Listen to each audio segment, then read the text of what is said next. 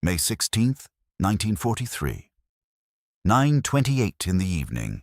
Somewhere over the North Sea, 19 Lancaster bombers are climbing into the darkness. Each one is flying without a bomb bay door. Each one carries a weapon that has never been used in combat before. A weapon that most of the British military establishment said could never work. The men inside those aircraft know the odds.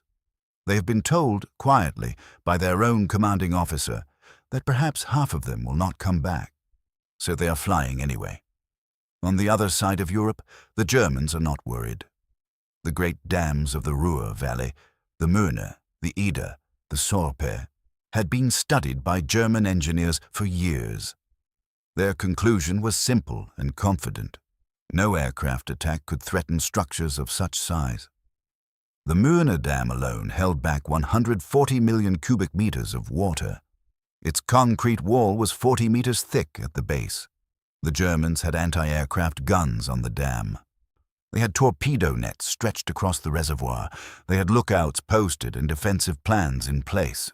What they did not have was any reason to believe that 19 bombers, flying 60 feet above water in the dark, carrying a spinning cylinder invented by a man most of the Air Ministry had ignored for years, could bring those walls down. That miscalculation would cost them more than they ever imagined. To understand what happened on the night of May 16th, a person has to first understand the Ruhr. The Ruhr Valley in western Germany was the industrial heart of Hitler's war machine. It produced the steel for tanks, the coal for power, the manufactured parts for guns, artillery, and aircraft. Without the Ruhr, Germany could not sustain a long war. The valley's factories ran day and night, and the workers inside them, many of them forced laborers brought from across occupied Europe, kept the production lines moving regardless of what was happening on the fronts, and the Ruhr ran on water. The dams fed the reservoirs that cooled the factories, powered the hydroelectric stations, and supplied the canals that carried supplies east and west across Germany. Destroy the dams, and the damage went far beyond a flooded valley. The whole system, power, cooling, transport, would be strangled at once. British planners had understood this since 1937. The problem was that no one could figure out how to do it. His name was Barnes Wallis. He was 55 years old in 1943, and he worked for Vickers Aviation as a designer. He had already made his name by designing the geodetic airframe of the Wellington bomber, a structure so strong and flexible that planes could return home with enormous sections blown away and still hold together. But by 1940, Wallis was consumed by something else entirely. He had been studying the dams for months. He understood that a conventional bomb dropped from altitude could not destroy a structure like the Möhne. The water behind the dam would absorb the blast. Even a perfect strike would dissipate before it could crack the concrete at any useful depth. The only way to destroy a dam, Wallis concluded, was to detonate a charge directly against the underwater face of the wall. Now, the water itself would focus the energy of the explosion inward. No release valve. Nowhere for the force to go except into the concrete. The problem was getting a weapon to that exact spot. Torpedo nets made a direct underwater approach impossible. Anti-aircraft guns made a slow, low approach suicidal. Every conventional solution ran into the same wall. So Wallis thought about something different. He thought about a stone skipping across water. The idea came, by his own account, and from watching boys skip stones as a child. He knew that if an object was given the right spin and the right angle, it would bounce across a water surface rather than sinking through it. He spent months testing the concept, first with marbles in his garden, then with model cylinders in a water tank, then with full-scale trials off the coast of Dorset. The weapon he eventually designed was not, technically, a bomb in any conventional sense. It was a cylinder, 60 inches long, and 50 inches in diameter, weighing 9,250 pounds when armed. Before the aircraft released it, a motor inside the bomb bay would spin it backward at 500 revolutions per minute. Dropped from exactly 60 feet at exactly 232 miles per hour, the spinning cylinder would hit the water, bounce, hit again, skip forward across the reservoir, clear the torpedo nets entirely, roll down the face of the dam wall, and detonate at a preset depth of 30 feet. Every single element of that sequence had to be exact. The altitude, 60 feet, not 70, not 50, 60.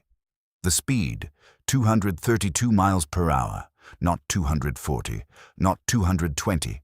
The distance from the dam at the precise moment of release, 425 yards, and it all had to be done in the dark, over enemy territory, under fire. When Wallis first presented the concept to the Air Ministry, the reception was hostile. Air Vice Marshal Arthur Harris, Bomber Harris, who ran RAF Bomber Command, called the whole idea tripe of the wildest description, as his staff wrote memos dismissing it. One official assessment concluded the project had a very large number of unknown quantities and was unlikely to succeed even under ideal conditions. The objections were not unreasonable. Flying at 60 feet above water at night was extraordinarily dangerous even without enemy fire. Water is black in darkness. There is almost no visual reference. A single second of inattention, a slight nose dip, and an aircraft hits the surface at 232 miles per hour. But there is no recovery from that. The precision required, altitude accurate to within feet, speed accurate to within miles per hour, distance accurate to within yards, was beyond anything that had been routinely achieved in combat. And the weapon itself was classified so secret that test pilots practicing the approach techniques couldn't be told what they were practicing for. Wallis pushed anyway. He lobbied. He argued. So he prepared film footage of the water trials and showed it to anyone who would sit still long enough to watch it. In February 1943, 3 months before the raid, he finally got approval. The operation was given the name Chastise. Now they needed the men. Guy Gibson was 24 years old. He had already flown 72 bombing operations and 99 night fighter sorties. He had been awarded the Distinguished Flying Cross twice and the Distinguished Service Order. That he was one of the most experienced combat pilots in the Royal Air Force. He was also, by multiple accounts, a difficult man. Intense, demanding, sometimes harsh with those under his command. He was the kind of officer the RAF built its elite units around. Absolute in his focus, utterly without hesitation in the air. In March 1943, Gibson was told he was being pulled from operations for a special mission. He was told nothing more. He was given a new squadron, 617 Squadron, which had not existed 2 months before, and instructed to find the best crews available from across the service. Over the following weeks, Gibson assembled 133 men across 21 crews. They came from across the Commonwealth. British pilots, Canadians, Australians, New Zealanders, and Americans who had joined the RAF before their own country entered the war. They ranged in age from 20 to 32. Most had already seen extensive combat. None of them knew what they were training for, so they were told only that they needed to master low-level flying. Very low. Lower than they had ever flown operationally. They flew their Lancasters over English reservoirs and lakes, starting at 100 feet and working down, then 75 feet, then lower still. They flew day approaches and then night approaches. They flew in formation and individually. They studied the topography of routes they would eventually fly. The hills, the valleys, the anti-aircraft positions, without being told where those routes led. One navigator, flying low over the Derwent Reservoir in Derbyshire, looked up and realized he was at eye level with farmers standing in their fields. The farmers were above him. That was what 60 feet felt like. May 16, 1943. Scampton Airfield, Lincolnshire. The full briefing happened that afternoon. For the first time, the men were told everything, the targets, The weapon, the method, the risks. For Flight Sergeant George Chalmers, a wireless operator, later remembered the room going completely silent when the dam photographs appeared on the screen. Not because anyone was afraid, because everyone suddenly understood exactly what they were being asked to do. Gibson divided his force into 3 waves. Wave 1, 9 aircraft, led by Gibson himself, would target the Myrna Dam first, then turn south to the Eder if weapons remained. Wave 2, 5 aircraft would fly a separate southern route and attack the Sorpe Dam independently. Wave 3, 5 aircraft held in reserve to be directed once results from the first attacks were known. Takeoff began at 21:28. The weather was clear. A full moon.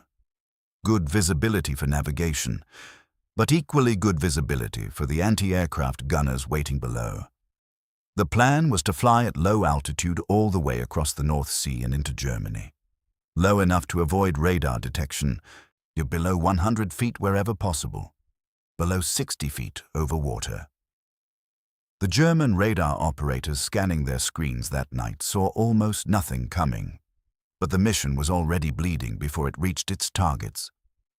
Flight Lieutenant Robert Barlow's Lancaster struck power lines in the Netherlands and went down with all 7 crew. There were no survivors. Flight Sergeant Bill Astel hit high-tension cables near the German border. Astel and his entire crew were killed on impact.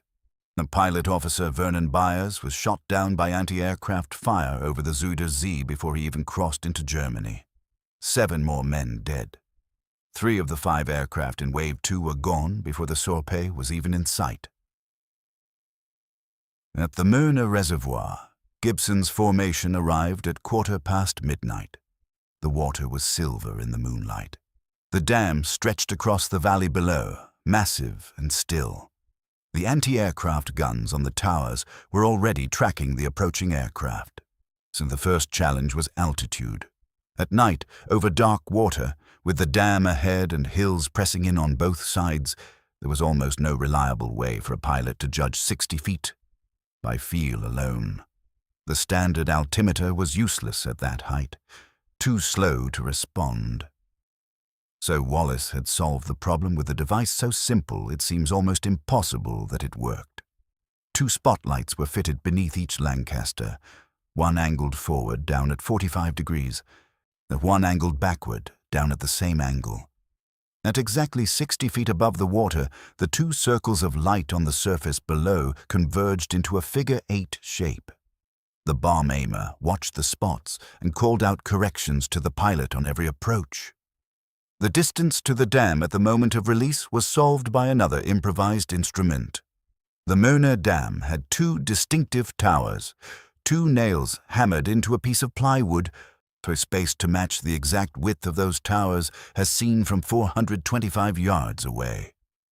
The bomb aimer held the board up to his eye. When the towers aligned with the nails, he released. The margin for error in all of this was measured in feet and fractions of seconds. Gibson made the first run himself. He came in at 232 miles per hour, the spotlight circles merging on the black water below, the guns on the dam towers opening up. His bomb aimer, pilot officer Frederick Spafford, had watched the towers align and released. The weapon hit the water, bounced 3 times, rolled against the dam wall, and sank. 30 seconds later, a column of water erupted 1,000 feet into the air. The dam stood. Flight Lieutenant Hopgood made the second run. His aircraft had already taken a cannon shell through a fuel tank. He came in regardless. The bomb was released a fraction too late, bounced over the top of the dam, and exploded on the power station on the far side. And as Hopgood pulled away, the fire in his fuel tank reached the wing. His Lancaster climbed briefly, then broke apart in the air. 5 of his 7 crew were killed. The third run was made by Flight Lieutenant Harold Martin. Gibson flew alongside him on that pass, deliberately drawing the anti-aircraft fire toward himself to give Martin a cleaner approach. The tactic worked. Martin's bomb ran almost perfectly. Another geyser erupted from the reservoir. The dam still held. And squadron leader Dingy Young made the fourth run.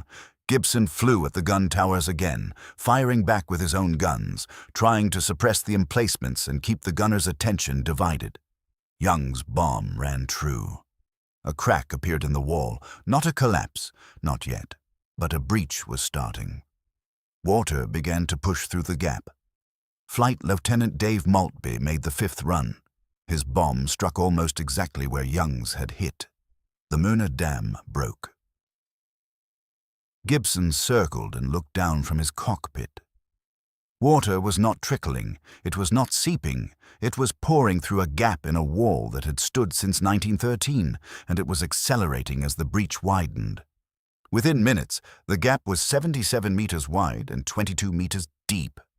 116 million cubic meters of water was moving downstream in a wave that, at its peak, stood nearly 30 feet high. Gibson's wireless operator sent the code word back to base, the prearranged signal that the Muna had fallen, and Gibson's remaining aircraft turned south toward the Eder. In the valley below, the water arrived in the darkness without warning. The town of Neheim had a population of several thousand. At 1 in the morning, most of them were asleep.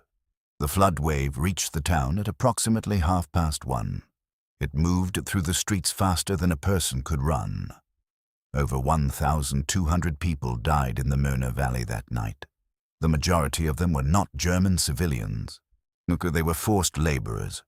Ukrainian women brought to Germany against their will to work in the local factories, housed in barracks built directly in the flood path. They had no warning. They had no chance. This is the part of the Dambusters story that the post-war celebrations rarely included. At the Eder, the attack was harder still. The valley was deeper and narrower than the Muna. The approach required pilots to dive sharply around a jutting headland, and level off at exactly 60 feet in a matter of seconds, hold the line, drop the weapon, and then pull up hard to avoid the hills rising on the far side. The margin between a clean run and hitting the ground was almost nothing. Flight Sergeant David Shannon made 6 practice runs before he was satisfied enough to release. 6 full approaches without dropping, rehearsing the geometry, learning the valley in the dark, forcing his hands and his eyes to agree on the angles. When he finally released, the bomb fell short. Squadron leader Henry Maudsley went next. His bomb was released slightly late and hit the top of the dam wall, exploding there rather than sinking to depth. The blast caught Maudsley's Lancaster as it pulled away. The aircraft struggled on for nearly an hour before going down over the Netherlands. Maudsley and his crew were killed. Pilot Officer Les Knight made the final run. He came in exactly right. The bomb bounced, ran down the face of the dam, and detonated at depth. When the structure cracked, water began forcing its way through. At 1:52 in the morning, the Eder Dam broke. 202 million cubic meters of water moved downstream into the Eder Valley. The Germans could not process what their reports were telling them. Reich Minister Albert Speer, who oversaw all of German war production, drove to the Muna Valley the following morning. He found a landscape transformed beyond recognition. Roads gone, bridges gone, and the valley floor buried under a deep layer of mud and wreckage. Power stations destroyed, factories flooded to their upper floors. He called it, years later, the most successful British attack of the war. The operational damage was significant. The flooding knocked out 11 factories directly. Dozens more lost power or water supply for weeks. The Ruhr canal system was disrupted, slowing the movement of coal and steel that kept the German war economy running. Speer's engineers later calculated that it took 50,000 workers and 5 full months to repair the Muna and Eder dams. Those workers, many of them pulled from the Atlantic Wall construction program, were men not building coastal fortifications against the Allied invasion that was coming, but it was the shock more than the raw physical damage that Germany could not easily measure or recover from. The Ruhr dams had been considered untouchable. They had been wrong about that. D. Of the 19 Lancasters that left Scampton on the night of May 16th, 8 did not return. 53 airmen were killed. 3 were taken prisoner. The rest were dead, most of them in aircraft that simply ceased to exist on impact with the ground, with cables, or from direct flak hits. 617 Squadron lost more than a third of its entire force in a single night. The losses fell hardest on the most experienced crews. The men who had pressed closest to their targets, they made the most dangerous passes, stayed lowest to give their weapon the best possible chance of working. Flight Sergeant Ken Brown, who had attacked the Sorp, brought his Lancaster home with the bomb still aboard. He had made 10 separate runs against the target, and each time the approach geometry had been wrong. He turned back not in defeat, but in the plain arithmetic of having nothing left to give that would change the outcome. The Flight Lieutenant Harold Martin landed at Scampton with holes punched through the fuselage and half his fuel gone. He had been hit 3 times during the attack. His aircraft would never fly combat operations again. Gibson landed at 4:15 in the morning. Air Chief Marshal Harris, the same Harris who had called the whole idea tripe, was waiting on the airfield. Harris shook Gibson's hand. 617 Squadron received more decorations after Operation Chastise than any RAF unit had received for a single action in the entire war. Gibson was awarded the Victoria Cross. 33 other members of the squadron received decorations of various kinds. The unit went on to become the RAF's Precision Strike Force, the squadron sent against targets that required something beyond what ordinary bombing could achieve. The V weapon sites, the Bielefeld Viaduct, the German battleship Tirpitz, finally sunk in November 1944, with bombs that only a specially modified Lancaster could carry. 617 Squadron's identity was built on that single night, the night they proved that what the experts called impossible sometimes was not. Guy Gibson was 25 years old when he led the raid. He would be dead by September 1944, killed when his aircraft went down over the Netherlands during what was supposed to be a routine observation flight. He was 26, and no one has ever established with certainty exactly why his plane fell. Barnes Wallis never fully recovered from the losses of May 16th and 17th. He had pushed for the raid, he had argued for it, lobbied for it, spent years building the weapon for it. When he learned that 53 men had not come home, he went to the survivors and told them, according to several accounts, that he wished he had never invented it. The men told him not to say that. Flight Lieutenant Dave Shannon, one of the Eder Dam attackers, survived the war and lived until 1993. He spoke at commemorations for decades. In an interview in the 1970s, he was asked what he remembered most clearly about the raid.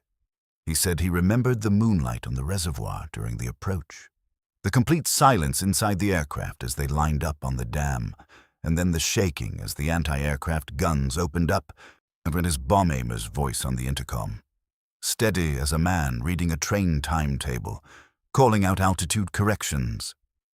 Steady, steady, steady. Albert Speer returned to Operation Chastise several times in his post-war memoirs, written from the prison cell where he was serving a 20-year sentence for war crimes. He wrote that the attack had demonstrated something about industrial warfare that Germany had refused to accept, that there were no truly invulnerable targets. The German planners had built their defense of the Ruhr on the assumption that certain things simply could not be done, that the physics of altitude, speed, accuracy, and bomb weight made the attack mathematically impossible. What they had not accounted for was the possibility that someone would spend 4 years working on the mathematics until they came out differently. In a separate interview conducted in 1945 by British intelligence officers, Speer said something that stayed with those who heard it. He said that if the Sorp Dam had also been breached that night alongside the Möhne and the Eder, the consequences for German industrial output would have been, in his word, catastrophic. The Sorp held because 3 of the 5 aircraft sent to destroy it were shot down before they arrived. The margin was that small. The Möhne Dam was repaired and operational again by September 1943. But the Germans mobilized 7,000 workers almost immediately and drove them around the clock. It was one of the fastest major reconstruction efforts of the entire war. The speed of that repair told its own story. Germany understood, after May 17, 1943, that the dams were targets now. They added anti-aircraft defenses. They improved the torpedo nets. They stationed more troops in the valleys and ran emergency drills. And none of that would have been necessary if the RAF had not shown them it was possible. The defensive resources diverted to protecting the Ruhr dams for the remainder of the war, the guns, the soldiers, the engineers, the constant state of readiness, were resources not used elsewhere. That, too, was part of the cost Germany absorbed that night. The men who flew on May 16, 1943, were not volunteers in the way that word is sometimes used. They were selected, trained, and sent. But every one of them understood, by the time the briefing room fell silent over those photographs of the dams, what the night was likely to cost. They had done the mental arithmetic. They had heard the odds from their own commanding officer. They went anyway. 53 of them did not come home. Barnes Wallis, the man who built the weapon, spent years afterwards saying the loss was too high, that if he had known how many men would die, he might have done things differently. As the men who flew said something different. They said the mission was worth doing, that knowing what they knew, they would have gone again. Neither view cancels the other out. Both are true. The cost and the achievement, the grief and the pride, sit next to each other without resolution, the way they always do in war, and the way they do in almost everything that matters. What the Dambusters raid proved in the end was not that courage could substitute for planning. It was that innovation guaranteed success. It proved something more specific and more uncomfortable than that. It proved that the experts who said it was impossible were not stupid. They were wrong. Those are different things. The dam defenses were real. The physics were genuinely difficult. The losses were exactly as severe as anyone had feared. The Sorp held. And still the Möhne fell. And still the Ada fell. And still, after that night, nothing the Germans built or defended was ever again assumed to be beyond reach. Barnes Wallis had stood in his garden as a grown man, skipping stones across water, and had taken a child's game and followed it, with complete seriousness, through 4 years of rejection and ridicule, all the way to the Ruhr Valley on a moonlit night in May 1943. That is not a metaphor. That is simply what happened. And the gap between impossible and not yet figured out is sometimes nothing more than the distance between the person who stopped and the person who didn't. Guy Gibson knew that. The 53 men who died knew it. The men who came home and carried it with them for the rest of their lives found, when they were asked to explain it, that they mostly couldn't. They would just say, "We went. We did what we trained to do. We went." If this story moved you the way it moves everyone who truly sits with it, take a second, right now, and subscribe to this channel. There are thousands of stories like this one buried in the history of the Second World War. Men and women who were handed something impossible and found a way through it anyway. Every week, this channel goes looking for those stories and brings them to you with the detail and the respect they deserve. Hit the like button if the Dambusters earned it. Leave a comment below. Tell us which part of this story stayed with you, or which raid or operation you want covered next. And if you know someone who would want to hear this, share it with them. The history is worth passing on. Thank you for watching.